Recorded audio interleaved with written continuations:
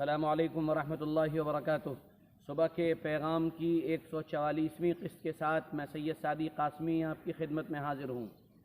موجودہ دور میں اور آج کل ہم جن حالات میں داخل ہو چکے ہیں، یہ حالات انتہائی سنگین رخ اختیار کرتے جا رہے ہیں۔ ایک وبائی بیماری نے ہمیں گھیر لیا ہے اور وہ وبائی بیماری دن بدن بڑھتی چلی جا رہی ہے۔ یہاں پر آج میں کچھ خاص باتیں آپ کے سامنے کرنے جا رہا ہوں۔ پہلی بنیادی بات یہ ہے کہ اب تک ہمارے نوجوان یا ہمارے بہت سے پڑھے لکھے لوگ بھی اس بیماری کو لے کر سنجیدہ نہیں ہوئے ہیں، اور ان کی زبان سے اکثر یہی جملے نکل رہے ہیں کہ ارے ہمیں کچھ نہیں ہوگا، ہمیں کچھ ہونے والا نہیں ہے، اور وہ اس بات پر بضد ہیں کہ وہ ایک جگہ جمع ہوں، وہ ایک جگہ اکٹھے ہوں۔ میں اسی سلسلے کی کچھ باتیں آپ کے سامنے دینی اعتبار سے پیش کرنے جا رہا ہوں۔ ان کو توجہ سے سنیے گا اور مذاق میں مت لیجیے گا۔ ہمارے لیے نمونہ حضرت محمد رسول اللہ صلی اللہ علیہ وسلم کی ذات عالی ہے۔ آپ نے ایسے اوقات میں، ایسے وقت میں جو کیا ہے، اس کو سامنے رکھ کر ہمیں آگے چلنا پڑے گا۔ تو پہلی بات میں آپ سے درخواست کروں گا کہ خدا را ایک جگہ اکٹھے نہ ہوں، خدا را ایک جگہ جمع نہ ہوں۔ اب یہ میری بات نہیں ہے، یہ اب موجودہ دور کے اکثر علماء کی بات ہے۔ یہاں تک بھی علماء نے لکھا ہے کہ مسجدوں میں زیادہ جانے اور زیادہ بھیڑ اکٹھا کرنے سے بھی بچیں، یعنی سنت اور نوافل گھر سے پڑھ کر آئیں، ہاتھ منہ پیر دھو کر یعنی وضو کر کے گھر سے آئیں، اور بعد کی بچی ہوئی سنتیں بھی گھر جا کر پڑھیں۔ بہت سے جوشیلے لوگ جو جاہل ہیں، جن کو کچھ نہیں آتا ہے، ان کا مزاج یہ بن گیا ہے کہ ہم مسجد میں آئیں گے تو سب کچھ بن جائے گا۔ میرے بھائی، عذر کے موقع پر حضور پاک صلی اللہ علیہ وسلم نے گھر پر نماز پڑھنے کا حکم دیا ہے، اور جو لوگ اپنے جذبات میں دین کی ترجمانی غلط کرتے ہیں، چاہے وہ کتنے جوشیلے اور جذباتی ہوں، خوب سمجھ لیے کہ ان کا دین سے تعلق نہیں ہے۔ حافظ ابن حجر رحمۃ اللہ علیہ جیسے مشہور محدث نے یہ بات لکھی ہے کہ مصر کے اندر ایک مرتبہ اسی طرح کی بیماری آئی، اور اس بیماری میں لوگوں نے شروع میں جب 30-40 موتیں ہوئیں تو کہا ہم سب اکٹھا ہوں گے اور ایک جگہ اکٹھا ہو کر دعا کریں گے۔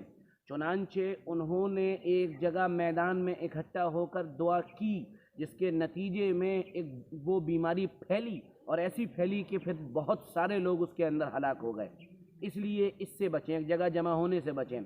اور اس سلسلے میں آخری بات یہ عرض کرنا چاہوں گا کہ آپ سب اپنے گھروں میں ضرورت کی اشیاء جتنی ہو سکتی ہیں اس کو اپنے پاس جمع کر لیں۔ ضرورت کی چیزیں، آٹا ہے، دال ہے، چاول ہے۔ اللہ نہ کرے، اللہ نہ کرے، اللہ نہ کرے آگے چل کر غذائی قلت کا شکار یہ پورا ملک ہو سکتا ہے، اور ایسے میں ہماری ذمہ داری ہے کہ ہم وہ غذا اس نیت سے جمع کریں کہ اگر زیادہ ہو جائے گی تو غریبوں کی مدد کریں گے۔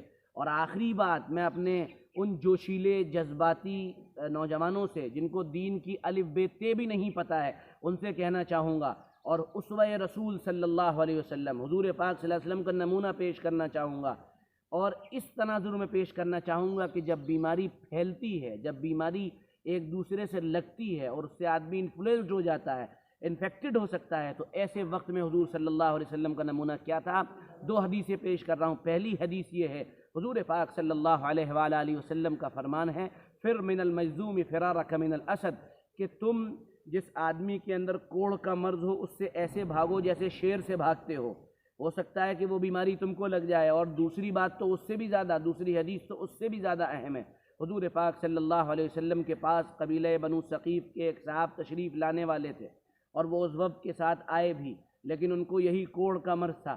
حضور صلی اللہ علیہ وسلم نے نہ ان سے مصافحہ کیا، نہ ان کا سامنا کیا، بلکہ یہ کہا کہ آپ اپنے گھر جائیں، کہلوایا آپ اپنے گھر جائیں اور گھر جا کر وہیں آرام کریں، ہم نے آپ کی بیعت قبول کر لی ہے۔ یہ روایت مسلم شریف میں ہے، روایت کا نمبر غالباً 2231 ہے، وہاں دیکھا جا سکتا ہے۔ تو ان چیزوں کو سامنے رکھتے ہوئے خدا را احتیاطی تدابیر کو اختیار کریں، اور جاہل اور جوشیلے اور جذباتی لوگوں کے چکر میں نہ پڑیں، بلکہ حضور پاک صلی اللہ علیہ وسلم کی شریعت کو سامنے رکھتے ہوئے عمل کریں، اور اس طرح کے جاہلانہ جملوں سے بچیں کہ جو اکثر بولے جا رہے ہیں کہ حال سے حال کا حل تلاش کرنا، یہ کام ہے عام لوگوں کا، دنیا داروں کا، اور حال کا حل اعمال سے تلاش کرنا یہ کام ہے نبیوں کا۔ بھائی یہ عمل خود رسول پاک صلی اللہ علیہ وسلم نے بتائے ہیں۔ احتیاط کرنا، احتیاطی تدابیر اختیار کرنا، خدا را اپنے آپ کو بھی بچائیں، بچوں کو بھی بچائیں، بلا ضرورت گھر سے نہ نکلیں، اور جو بھی ایڈوائزریز جاری کی گئی ہیں گورنمنٹ کی طرف سے اس کو فالو کریں اگر وہ شریعت کے دائرے میں آتی ہوں۔ اللہ تعالی ہم سب کو اپنے کرم سے دین کی صحیح سمجھ اور دین کا صحیح فہم عطا فرمائے۔ چلیے کل پھر ملیں گے صبح کے ایک پیغام کے ساتھ، تب تک کے لیے اجازت دیں۔ السلام علیکم ورحمۃ اللہ وبرکاتہ۔